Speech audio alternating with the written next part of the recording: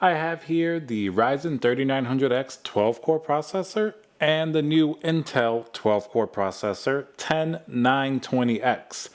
We really don't even have to compare them. $750 and $500, and the performance of this one is pretty much on par. So what's the point of this Intel processor? Well, let's talk about it. We'll at least get to see how far behind Intel really is when it comes to price to performance. So let's get started.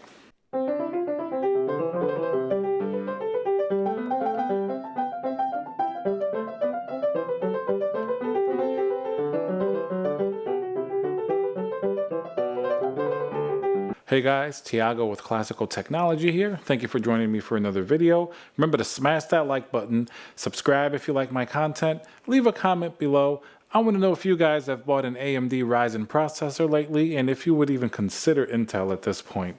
Okay, so let's talk about these two processors. Now, I don't think very many people are even going to buy the 10920X. There's nothing wrong with it per se. In isolation, it's actually a very good processor.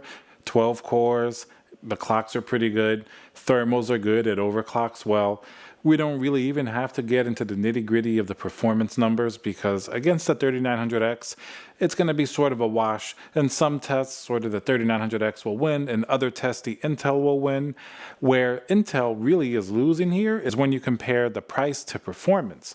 So now let's take the 10920X at $750, compare it to the Ryzen 3900X at $500.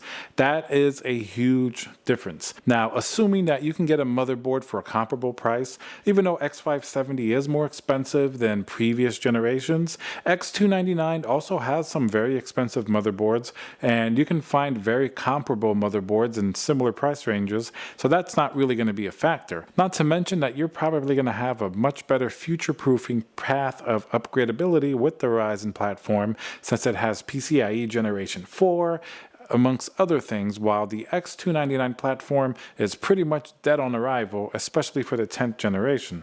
So is anybody going to even buy the Intel 10920X?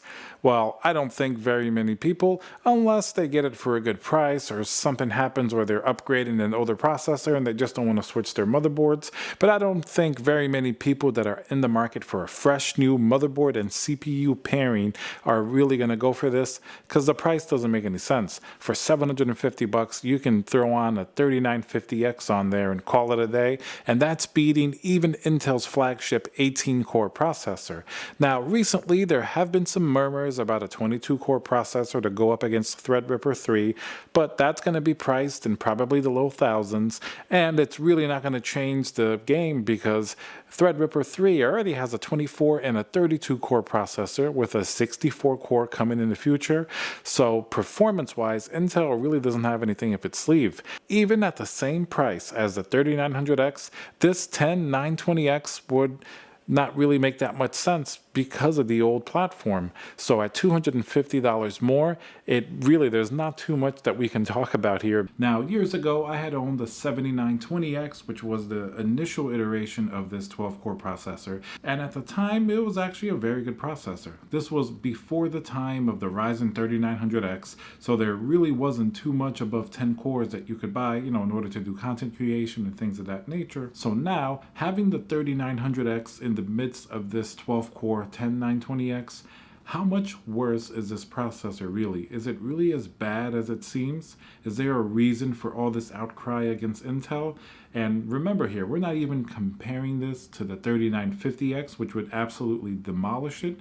We're comparing it to the 3900X, which it may be a little bit closer numbers-wise, but remember the 3900X is about $500. This CPU is around $775 or so. So that's a tremendous price difference for a CPU that most likely won't even be any better. And at the end of the day, I can tell you right off the bat that for the price, the 3900X, as you all know, is a beast of a CPU. For the price that the 3900X is, it's really amazing. 10920X doesn't even come close, and if you're going to spend that much, you might as well get a 3950X. I think that's going to be a much better performance and value proposition. It really shows you how far behind that Intel is when we compare the 3600 to Intel's offerings, even something like the 3800X maybe against the 9900K or 9700K. then Intel, once in a while, they're still going to have that gaming advantage, but AMD has really closed that gap considerably in the 3000 series Ryzen CPUs, where that gaming advantage, where it used to exist before, it really doesn't, especially when you consider the price and the multi-threaded performance that Ryzen is offering. That is really a moot point at this point. Alright guys, hope you enjoy the video.